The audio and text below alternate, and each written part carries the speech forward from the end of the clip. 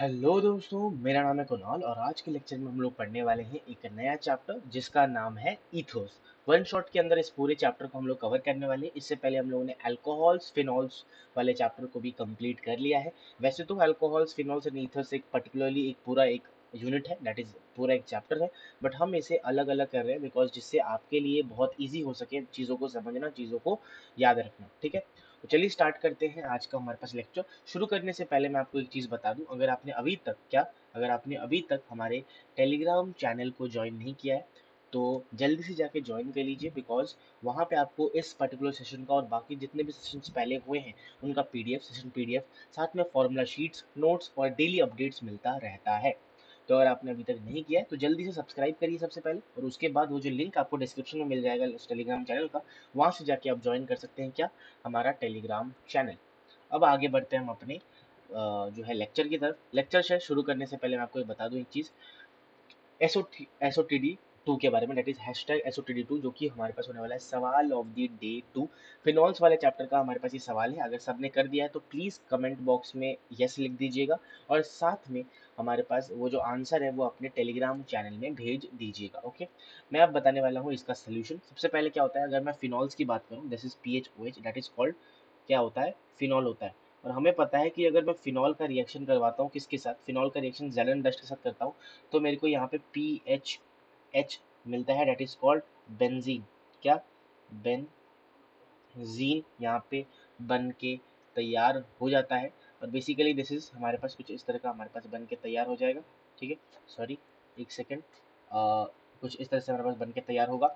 और इसी बेंजीन को अगर मैं H2H2O7 NaOH H plus oleum के साथ रिएक्शन करवाता हूँ, तो that is method of preparation of phenols itself, method of preparation of PHOH। तो वापस से जो हमारे पास फर्स्ट प्रोडक्ट था वही बन के तैयार हो जाएगा, दैट इज PHOH। ठीक है, तो उम्मीद करता हूँ आपने ये जो है सवाल अच्छे से कर लिया होगा। अगर आपने कर लिया तो hit the like button right अभी। ओके, तो ये था हमारे पास SOTD 2।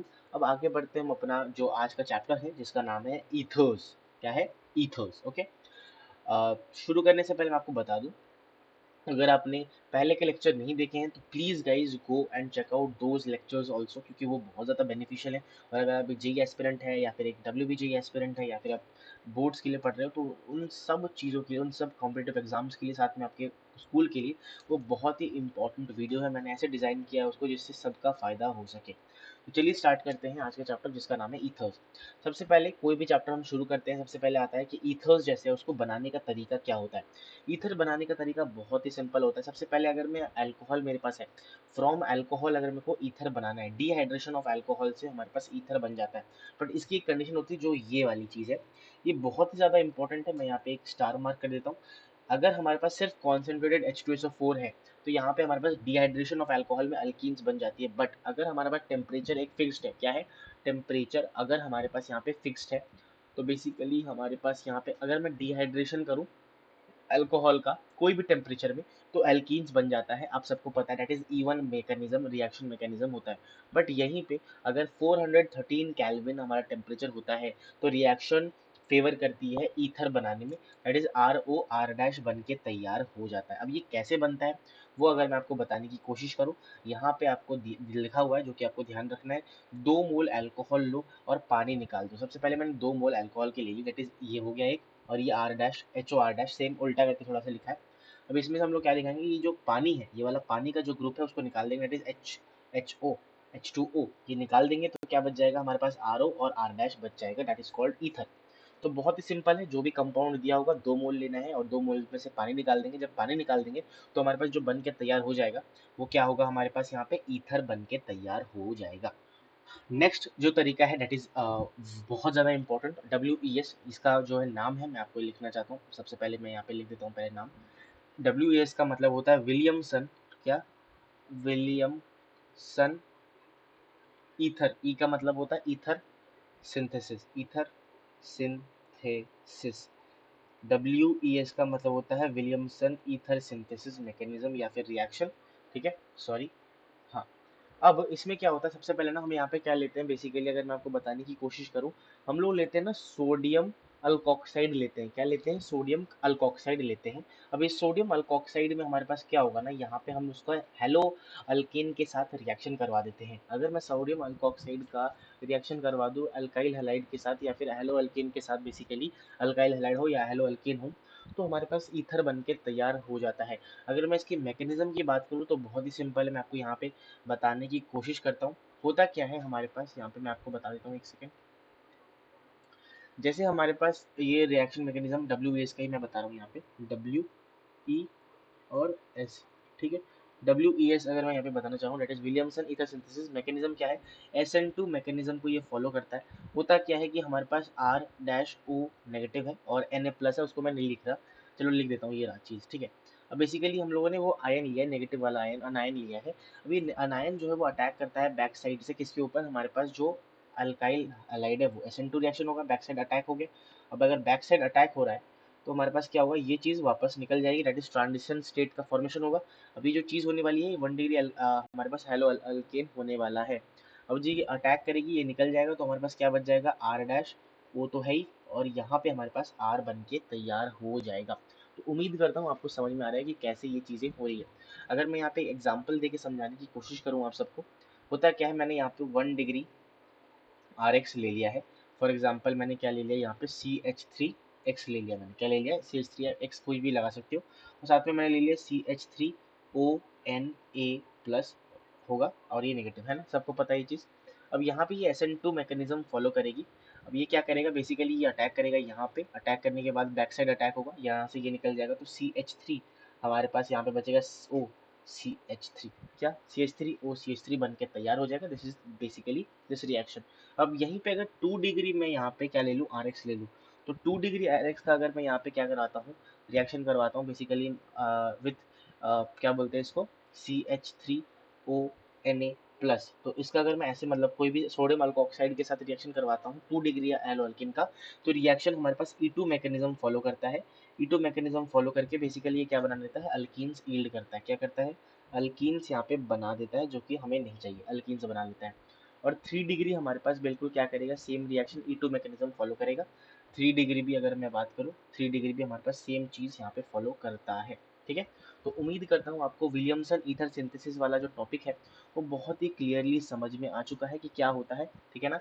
आपको सिर्फ 1 डिग्री जो हमारे पास हेलो अल्केन है उसमें ही ये रिएक्शन जो है वो काम करता है। उम्मीद करता हूँ अब आपको समझ में आ गया होगा। तो इसका मतलब ये है, जो जो कंपाउंड्स जो कंपाउंड्स जो कंपाउंड्स SN2 रिएक्शन नहीं देते, जो बल्कि कंपाउंड्स होते हैं, स्टेरिक हिंड्रेंस वाला फैक्टर आता है, नहीं देते, WES नहीं देंगे, बिकॉज दोनों साथ में चलते हैं। यहाँ पे भी SN2 रिएक्शन होता है। तो जो कंपाउंड मतलब बल्कि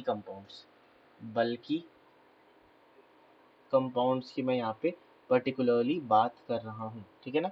उम्मीद करता हूँ पूरा WES that is Williamson ether synthesis वाला टॉपिक आपको क्लियर है। कोई भी डाउट है अगर आपको अभी भी, तो प्लीज़ मेक श्योर कि आप नीचे पे हमारे डिस्क्रिप्शन में मतलब कमेंट बॉक्स में प्लीज़ आप उसको डाल के पूछ सकते हैं। अब हम लोग आगे बढ़ने वाले हैं अपने नेक्स्ट कंसेप्ट की और दूसरा एक मेथड जिससे हमारे पास यहाँ पे ईथर बन चुका है, that is reaction with reaction with dry silver oxide.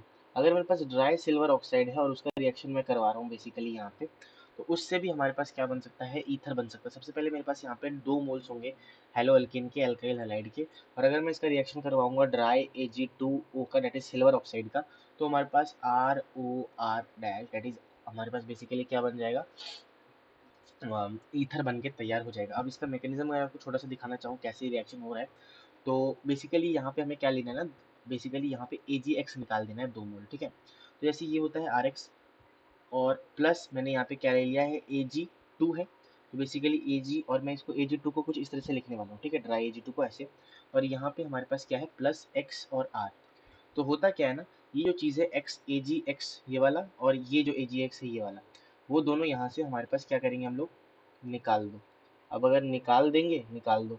अब निकाल देंगे तो क्या बच गया, बेसिकली हमारे पास यहाँ पे निकाल देने के बाद हमारे पास ROR बच जाता है, दैट इज कॉल्ड ईथर। तो ये भी एक तरीका होता है क्या बनाने का। वैसे इंपॉर्टेंट इतना नहीं है बट चलेगा आपको याद रखने के लिए। This is also points to ponder में आप डाल सकते हो इसको। यहाँ पे क्या होता है, अगर मैं हेलो अल्केन का रिएक्शन करवाता हूँ ड्राई Ag2O के साथ, तो हमारे पास क्या बन के तैयार होता है, ईथर बन के तैयार होता है। तो उम्मीद करता हूँ आपको सारे method of preparation of ethers clear है। अब हम लोग आगे बढ़ने वाले हैं प्रॉपर्टीज ऑफ ईथर के बारे में डिस्कस करने के लिए। ओके, तो दोस्तों अब हम लोग डिस्कस करने वाले हैं प्रॉपर्टीज ऑफ ईथर के बारे में। This is very important property जो आपको यहाँ पे अब ध्यान रखनी है।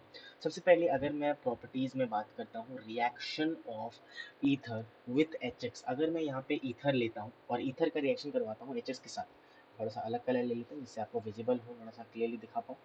ये हमारे पास क्या है, ईथर है। अगर मैं HH के साथ इसका रिएक्शन करवाता हूँ एसिडिक मीडियम, ये जो O है इसके पास क्या है, लोन पेयर है। ये लोन पेयर जो है वो अटैक करने वाला है किसके ऊपर, हमारे पास H प्लस के ऊपर। ये H प्लस के ऊपर अटैक करके यहाँ पे कुछ इस तरह का कंपाउंड बना लेगा जिसमें कार्बोकटाइन हमारे पास आ जाएगा O के ऊपर।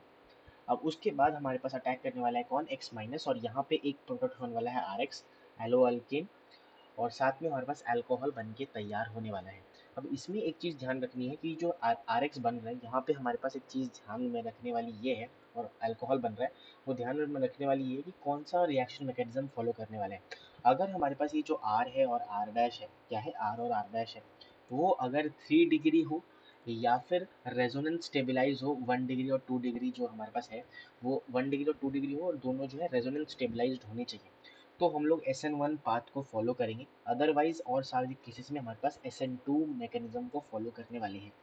अब ये बहुत ही ओपी पॉइंट है या बवाल पॉइंट है जो आपको यहाँ पे ध्यान रखने वाली बात है, और आपको ध्यान रखनी भी है।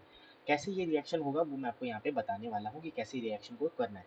एग्जाम्पल आपके सामने लिखा है, अगर मैं इसका रिएक्शन करवा देता हूँ HI के साथ, इसके साथ HI के साथ इन एसिडिक मीडियम, तो एसिडिक मीडियम मैंने यहाँ पे डाल दिया है। ओके, अगर मैं यहाँ पे डालता हूँ तो बेसिकली होने क्या वाला है कि HI जो है, सबसे पहले हम लोग यहाँ पे H प्लस का रिएक्शन करवा देंगे, और यहाँ पे जब कराएंगे तो क्या बन जाएगा, हमारे पास कार्बोकेटाइन बनेगा। मैंने अभी जस्ट बताया था आपको। तो यहाँ पे हमारे पास क्या बन गया, H हो गया, यहाँ पे ये CH2 हो गया, ये CH3 हो गया, और यहाँ पे हमारे पास कार्बोकेटाइन बन के तैयार हो गया है ना। अब अटैक करने वाला है कौन, I माइनस हमारे पास अटैक करने वाला है। मेन चीज़ ये है कि यहाँ पे देखो ये वाला चीज़, ठीक है, और ये वाला, ये हमारे पास R डैश है, ये हमारे पास क्या है, R है। अगर देखोगे बस इन दोनों पे ना, इन R और R डैश पे कार्बोकेटाइन बना के देखते हैं कि यहाँ पे वो हमारे पास SN2 और जो है SN2 फॉलो करेगा या क्या फॉलो करेगा, ये 1 डिग्री है, 2 डिग्री है, या रेजोनेंस स्टेबलाइज है कि नहीं। देखो यहाँ पे इतना पता चल रहा है कि दीज R और R डैश जो है वो रेजोनेंस स्टेबलाइज नहीं है, और साथ ही 3 डिग्री भी नहीं है। क्लियरली दिख रहा है, यहाँ पे पॉजिटिव बना दो, और यहाँ पे भी अगर मैं पॉजिटिव बना दूँ तो यहाँ पे क्लियरली दिख रहा है कि ये ना ही 1 डिग्री और 2 डिग्री रेजोनेंस स्टेबलाइज है, या फिर 3 डिग्री हमारे पास बेसिकली कार्बोकेटाइन यहाँ पे बन रहा है। तो इसीलिए हमारे पास क्या मैकेनिज्म फॉलो होगा, SN2 मैकेनिज्म फॉलो होगा, अदरवाइज केसेस यहाँ पे लग जाएगा। और अगर ऐसा है तो यहाँ पे बेसिकली जब SN2 मैकेनिज्म फॉलो होगा तो क्या लगेगा, बेसिकली जो I माइनस है, हमें पता है कि जो SN2 में क्या होता है कि जो न्यूक्लियोफाइल होता है वो अटैक करता है जहाँ पे स्टेरिक हिंड्रेंस कम हो। तो बेसिकली ये जो है हमारे पास अटैक करने वाला है यहाँ पे, ठीक है, इस कार्बन के ऊपर, और यहाँ पे हमारे पास क्या बन जाएगा, CH3I बन जाएगा, क्योंकि वहाँ पे स्टेरिक हिंड्रेंस कम है। और साथ में जहाँ पे ये है तो H प्लस अटैक करके हमारे पास क्या बना लेगा, अल्कोहल बना लेगा, तो CH2 CH3 OH बन के तैयार हो जाने वाला है। तो दिस इज द आंसर जो कि आपको ध्यान रखना है। So this is the basically particular equation of, जब भी मैं ईथर का रिएक्शन करवाता हूँ एक बेसिकली HX के साथ, that is hello alkane, sorry hydride X के हेलोजन के साथ, ठीक है ना। अगर मैं इसके साथ करवाता हूँ तो क्या बन के तैयार होता है, और कोल्ड कॉन्सेंट्रेटेड HX हम लोग यहाँ पे लेते हैं जिससे रिएक्शन कैरी फॉरवर्ड हो सके। अब हम लोग देखने वाले हैं आगे बढ़ के और बाकी चीज़ें और कंसेप्ट के बारे में। अब दोस्तों हम लोग देख लेते हैं लास्ट टॉपिक हमारे पास। अगर मैंने यहाँ पे जो HX हम लोग प्रीवियस वाले जो प्रॉपर्टी था, दैट इज अगर मैं रिएक्शन HX करा रहा हूँ HX के साथ किसका, ईथर का, तो यहाँ पे हम लोग एक पर्टिकुलर अमाउंट लेते थे। अगर हम लोग यहाँ पे HX की क्वांटिटी बहुत ज़्यादा लेते हैं, दैट इज एक्सेस क्वांटिटी में अगर हम लोग यहाँ पे HX को लेते हैं, तो रिएक्शन कुछ इस तरह का कैरी फॉरवर्ड होने वाला है। हमारे पास RO R डैश है, और HX में अगर हमारे पास इधर है तो यहाँ पे अल्कोहल नहीं बनेगा। बेसिकली दोनों तरफ हमारे पास RX SN2 मैकेनिज्म फॉलो करके यहाँ पे वो दोनों तरफ हमारे पास हेलो अल्केन बनने वाला है। तो उम्मीद करता हूँ आपको समझ में आ रहा है मैं क्या बोलने की कोशिश कर रहा हूँ। यहाँ पे दोनों तरफ अल्कोहल वाला प्रोडक्ट नहीं बनेगा, दोनों तरफ हमारे पास, क्योंकि एक्सेस में है तो एक्सेस में हमारे पास क्या बन जाएगा, यहाँ पे RX और R डैश X बनने वाला है। बट द कंडीशन इज ये जो चीज़ है वो लोकलाइज होनी चाहिए, मतलब यहाँ पे रेजोनेंस नहीं होना चाहिए। क्या होना नहीं? रेजोनेंस नहीं होना चाहिए। अगर यहाँ पे रेजोनेंस है, ओ के जस्ट बाद रेजोनेंस स्टेबलाइज्ड है, जस्ट नीचे वाला एग्जांपल आप देख लीजिए। यहाँ पे क्या हो रहा है, ओ के बाद लोन पेयर है और पीएच के पास यहाँ पे डबल बॉन्ड होता है, डबल बॉन्ड कैटर होता है, तो इसीलिए दो पीएच ओ जो है वो रेजोनेंस स्टेबलाइज्ड है। And that is the reason यहाँ पे क्या हो रहा है, रेजोनेंस है। क्या है? रेजोनेंस है।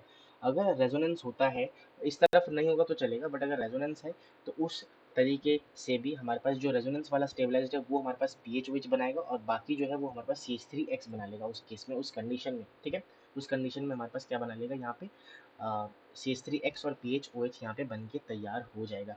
अब एक एग्जाम्पल कर लेते हैं जिससे आपको और क्लैरिटी मिल जाए। जैसे मेरे पास क्या है, PH है, CH2O, और यहाँ पे मैंने क्या ले लिया, CH3 है। अब बताना है यहाँ पे मैंने क्या ले लिया, HX है, और जो कि एक्सेस में हमारे पास मैंने यहाँ पे, एक सेकेंड, मैंने यहाँ पे एक्सेस में HI को लिया है, एक्सेस। ठीक है, तो क्या बन के तैयार होगा आपको वो चीज़ बतानी है, क्योंकि देखो यहाँ पे हमारे पास लोन पेयर है, मैं लेफ्ट साइड देखूंगा यहाँ पे रेजोनेंस स्टेबलाइज नहीं है, यहाँ पे भी रेजोनेंस स्टेबलाइज नहीं है, और साथ में हमारे पास यहाँ पे लोकलाइज्ड है बेसिकली। तो अगर लोकलाइज्ड है, हमें पता है कि दोनों तरफ हमारे पास क्या बनने वाला है, आई जाके, क्योंकि एक्सेस में है तो आई लग जाएगा। तो PHCH2I प्लस CH3I बन के तैयार हो जाएगा। तो उम्मीद करता हूँ आपको अब अगर एक्सेस HX दिया हुआ है तो आपको क्लैरिटी मिल गई होगी कैसे इसको डील करना है, और बाकी अगर एक्सेस HX नहीं दिया हुआ है तो we have to follow this particular mechanism और process to solve the particular question. ठीक है, तो उम्मीद करता हूँ आपको पूरा टॉपिक, क्योंकि ये थोड़ा इंपॉर्टेंट भी है इसलिए मैंने ज़्यादा टाइम लगा के आपको समझाने की कोशिश करी है। ये दोनों पेज बहुत ज़्यादा इंपॉर्टेंट है प्रॉपर्टीज़ में, तो इसीलिए आपको बेसिकली इसको अच्छी तरीके से प्रिपेयर करना है। Okay, that's all guys for today's session. हम लोगों ने सारी चीज़ों को यहाँ पे डिस्कस करने की कोशिश की है। ईथर्स बहुत ही अच्छा और छोटा सा एकदम छोटू मोटू चैप्टर है, बाकी चीज़ें हम लोगों ने ऑलरेडी डिस्कस कर रखी है इसके चैप्टर में ही। अगर कुछ पर्टिकुलर इक्वेशंस हैं या टॉपिक्स हैं वो हम लोग बाद में आगे डिस्कस कर लेंगे इन फर्दर वीडियोस और सेशंस। ओके, तो बेसिकली मैं आपको यही बोलूँगा कि आपको यहाँ पे प्रॉपर्टीज ऑफ ईथर में ये वाला property that is reaction with HX, और साथ में विलियमसन ईथर सिंथेसिस, ये दो चीज़ें बहुत ज़्यादा इंपॉर्टेंट है। अगर आप लास्ट मोमेंट में पढ़ रहे हो तो मैं तो बोलूँगा पहले से ही पढ़ लो, अगर आप लास्ट में पढ़ रहे हो तो ये दोनों टॉपिक तो अच्छी तरीके से करके आपको जाना है। ओके, सो गाइज इसी के साथ लेट्स एंड टुडेज सेशन। ठीक है, सो इसी के साथ गाइज आपको आपकी स्क्रीन में SOTD3 मिल रहा होगा इस पर्टिकुलर चैप्टर का। या मैंने प्रीवियस चैप्टर के भी हिंट्स और कंसेप्ट को यूज़ किया है, तो अगर आपने अल्कोहल्स पढ़ा है तो वो भी यहाँ पे काम आने वाला है, वो भी रिवाइज हमारे पास होने वाला है। तो हमारे पास प्लीज़ इसका आंसर, अगर आप एक अच्छे तरीके से सीरियसली आप पढ़ रहे हो तो प्लीज़ इसका आंसर निकाल के अगर आप ट्राई करो। अगर आंसर ना भी निकलता तो भी चलेगा, हम लोग डिस्कस करने वाले हैं, but please at least try first. Try अगर हो जाता है तो एक फ़ोटो खींच के आपके जहाँ पे भी आपने सॉल्व किया है प्लीज़ उसको आप अपने जो हमारा टेलीग्राम चैनल है उस पर अपलोड कीजिए, जिससे बाकी लोगों का भी हेल्प हो सके और आपका भी जो है एक्सप्लोर आप कर सको ज़्यादा। ठीक है, तो दिस इज़ दी SOTD2। इसी के साथ let's end today's session, that is हमारे पास ईथर्स। थैंक्स फॉर वॉचिंग, मिलते हैं ऐसी एक बहुत अच्छी और लर्निंग वाली वीडियो में। तब तक के लिए प्लीज़ एंजॉय करते रहें, पढ़ते रहें, कुछ सीखते रहें। अपने दोस्तों के साथ इस पर्टिकुलर वीडियो को शेयर कीजिए, बाकी वीडियोस को भी शेयर कर सकते हैं, लाइक कीजिए और सब्सक्राइब करें हमारे चैनल को। मिलते हैं ऐसे एक तगड़े वीडियो के में, तब तक के लिए thank you so much, bye bye.